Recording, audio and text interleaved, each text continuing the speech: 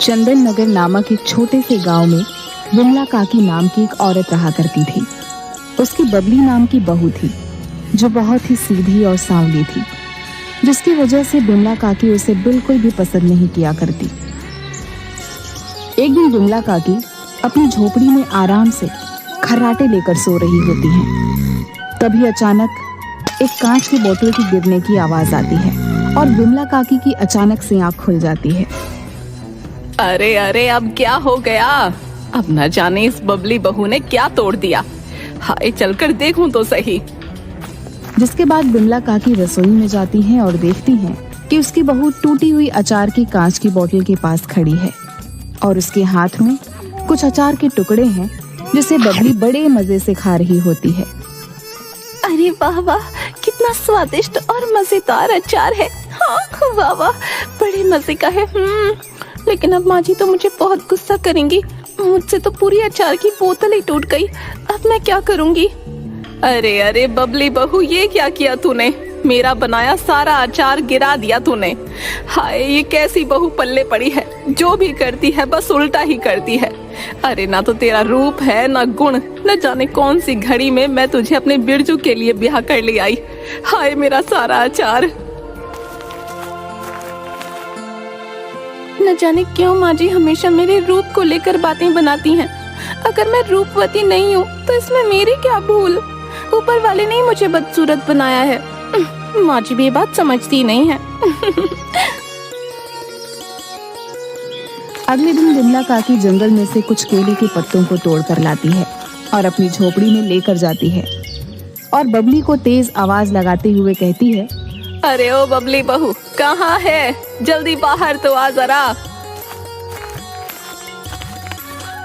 अरे ये क्या, आप इतने सारे पत्ते क्यों ले आई? इतने सारे पत्तों का आखिर क्या होगा, बताओ ना माँ जी। अरे कल मेरे गांव की मेरी सहेलियां आ रही हैं, उनके लिए ये केले के पत्ते हैं।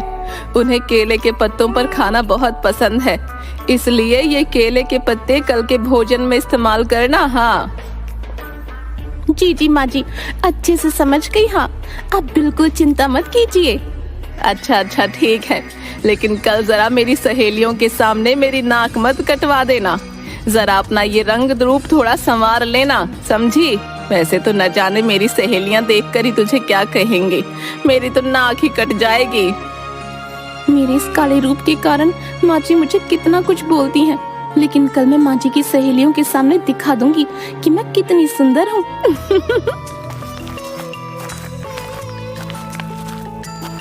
अरे अरे, आओ आओ, आ गई तुम दोनों।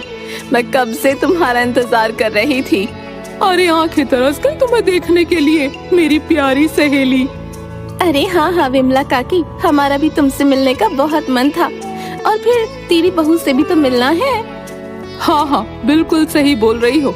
आज तो हम विमला काकी की बहू के हाथ का ही भोजन खाएंगे। हाँ अरे हाँ हाँ, क्यों नहीं मेरी प्यारी सहेलियों, इतनी जल्दी क्या है, मिल लेना मेरी बहू से। आओ जरा हम थोड़ी बातें तो कर लें। अरे हाँ हाँ, क्यों नहीं विमला काकी, आखिर हम चारों सहेलियां इतने दिनों बाद जो मिल रही हैं, भाई आज तो खूब बातें होंगी। हाँ अरे अरे, लगता है माँ जी की सहेलियां आ गई हैं। मुझे उनके सामने सच संवर कर और बन-ठन कर जाना होगा। लेकिन मेरा ये काला रंग, मैं इसे कैसे छुपाऊं? अरे हाँ, मिल गया मुझे हल।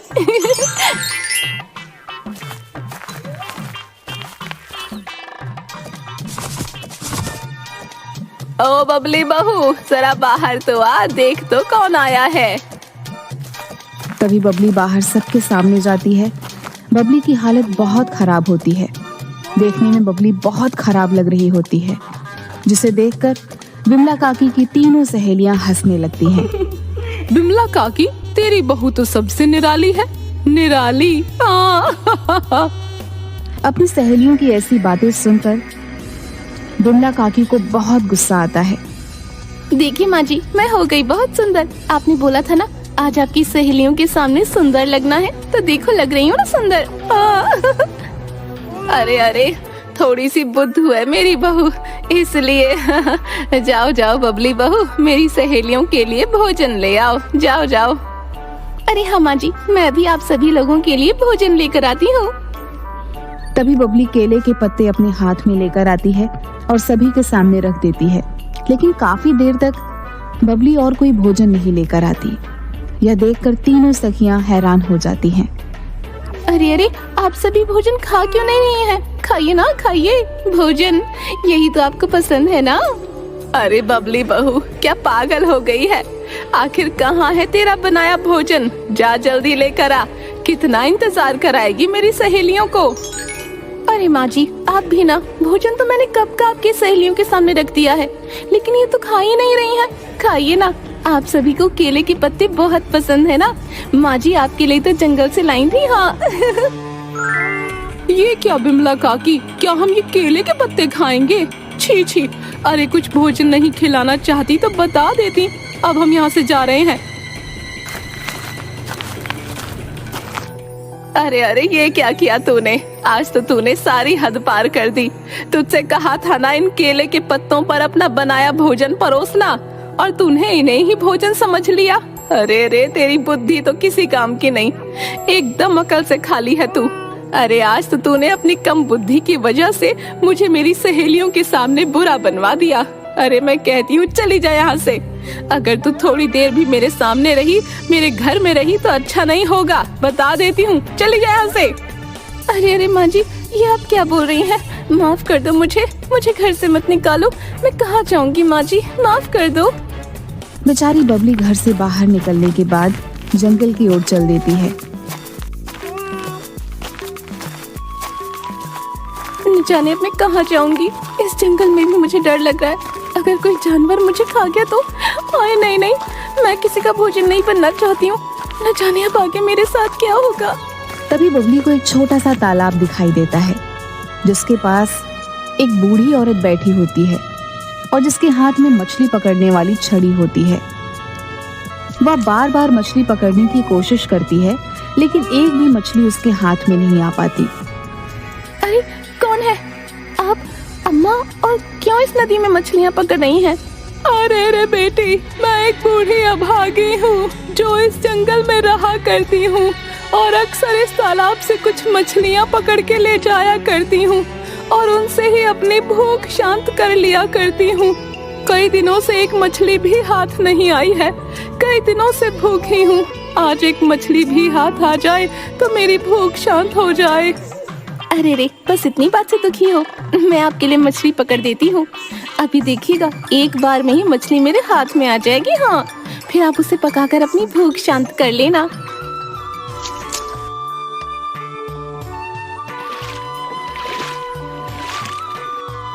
अरे अरे, ये देखिए माँ जी, मैंने कहा था ना, देखिए कितनी सारी मछलियाँ हैं। देखिए देखिए।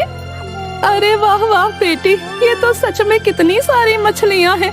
तेरा बहुत बहुत धन्यवाद बेटी, इस बूढ़ी की मदद करने के लिए। आज मुझे भूखा नहीं सोना पड़ेगा। वाकई तू एक नेक दिल इंसान है। अच्छा, अब मैं चलती हूँ। ठीक है अम्मा, अब तुम जाओ और इन मछलियों से अपनी भूख शांत करो। हाँ हाँ बेटा, जाती हूँ। सदा सुखी रहो तुम, बाकी सब माया है, सब माया। जिसके बाद वह बूढ़ी वहां से चली जाती है और थोड़ी दूर जाती ही गायब हो जाती है। बबली जंगल में आगे बढ़ती है और देखती है कि एक बहुत ही भयानक और अजीब दिखने वाली औरत बैठी रो रही होती है। बबली उसे देखकर डर जाती है। अरे कौन हो तुम? रो क्यों रही हो? और तुम देखने में इतनी भयानक क्यों हो? क्या तुम मनुष्य नहीं हो? मुझे बहुत डर लग रहा है। क्या बताऊं तुम्हें, मैं मनुष्य ही हूँ, लेकिन मैं वो अभागी हूँ जिसे कोई भी देखना पसंद नहीं करता। कुछ समय पहले मैं बहुत सुंदर हुआ करती थी। अपने रूप का मुझे बहुत घमंड था, जिसकी वजह से मैं सभी को नीच समझा करती थी। लेकिन एक दिन एक भूखी भिखारन भोजन मांगने मेरे द्वार पर आई। उसका रूप बहुत गंदा था, लेकिन अपने रूप के घमंड के कारण मैंने उसे नीच समझा और बिना कुछ भोजन दिए घर से भगा दिया। उसी भिखारन के श्राप के कारण मेरा ये हाल हो गया। मेरे इस भयानक रूप के कारण कोई भी गांव वाला मुझे देखना पसंद नहीं करता, इसलिए मैं यहाँ सबसे छुपकर इस जंगल में आ गई। मैं यहीं बैठी कई कई दिनों से रोती रहती हूँ। अरे अरे चुप हो जाओ, मैं तुम्हारा दुख समझ सकती हूँ। मेरे भी काले रूप के कारण मेरी माँ जी ने मुझे घर से निकाल दिया। मेरा ये रूप उन्हें पसंद नहीं, लेकिन ये तुम्हारा भयानक रूप तो मुझसे भी ज्यादा खराब और डरावना है। क्या तुम्हारे इस भयानक रूप से निजात पाने का कोई रास्ता नहीं है? रास्ता है। एक दिन इस जंगल में एक साधु आए थे, जिन्होंने मुझे कहा था अगर कोई नेक दिल इंसान इस जंगल में आएगा और उस विशाल नदी के जल को छू कर मुझे देगा, जिसे पीकर मुझे मेरे इस भयानक और डरावने रूप से छुटकारा मिल जाएगा, क्योंकि इस विशाल नदी का जल सिर्फ नेक दिल इंसान ही छू सकता है। और तब से मैं रोज उस नेक दिल इंसान की राह देखती रहती हूँ, न जाने वो कब किस रूप में मेरे सामने आ जाए। क्या अब इसमें मैं तुम्हारी मदद कर सकती हूँ? कहाँ है वो विशाल नदी, बताओ मुझे। तुम देखना, मैं उस विशाल नदी के जल को छू लूंगी। हाँ, क्या तुम सच में मेरी मदद करना चाहती हो? लेकिन उस नदी का जल वही इंसान छू सकता है जो नेक दिल हो।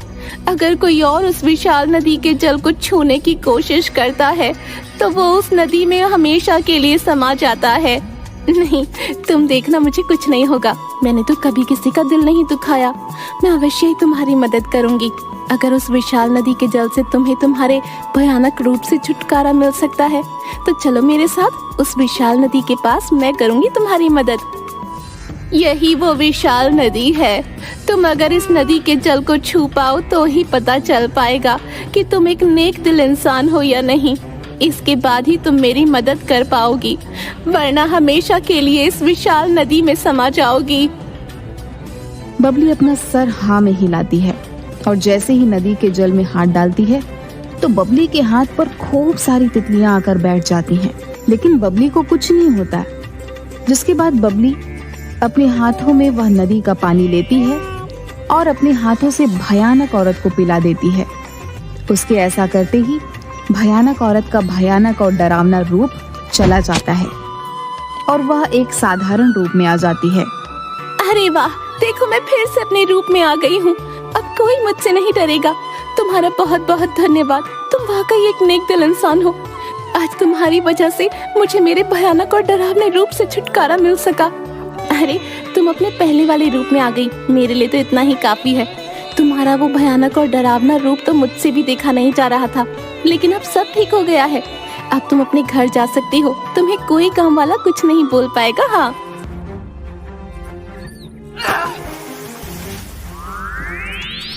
अरे कौन हो तुम और यहाँ इस नदी में क्या कर रहे हो? तुम देखने में बहुत ही भयानक हो। मुझे कुछ मत करना। हाँ, मैंने कुछ नहीं किया। छोड़ दो, मुझे जाने दो। अरे अरे बबली बेटा, तुम डरो मत, मैं तुम्हें कुछ नहीं करूँगा।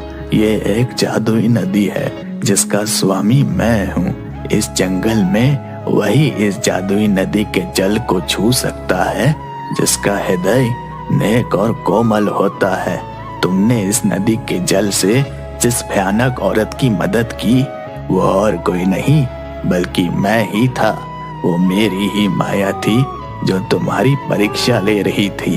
मैं तुमसे बहुत प्रसन्न हुआ। बताओ तुम्हें मुझसे क्या चाहिए? मैं तुम्हारी इच्छा जरूर पूरी करूंगा। अरे, क्या आप सही बोल रही हैं? अरे, मुझे तो यकीन ही नहीं हो रहा। मैं आपसे ज्यादा तो कुछ नहीं चाहती हूँ। मेरी सबसे बड़ी समस्या मेरा ये काला और भद्दा रूप ही है, जिसकी वजह से मुझे लोगों की बातें सुननी पड़ती हैं और इसकी वजह से ही मेरी सास ने मुझे घर से निकाल दिया। अब आखिर मैं क्या करूं, कहाँ जाऊं? मेरी सहायता कीजिए। ओ अच्छा, तो ये बात है। ठीक है बबली, तुम रुको जरा, तुम्हारी ये परेशानी अभी हल किए देता हूँ बेटी।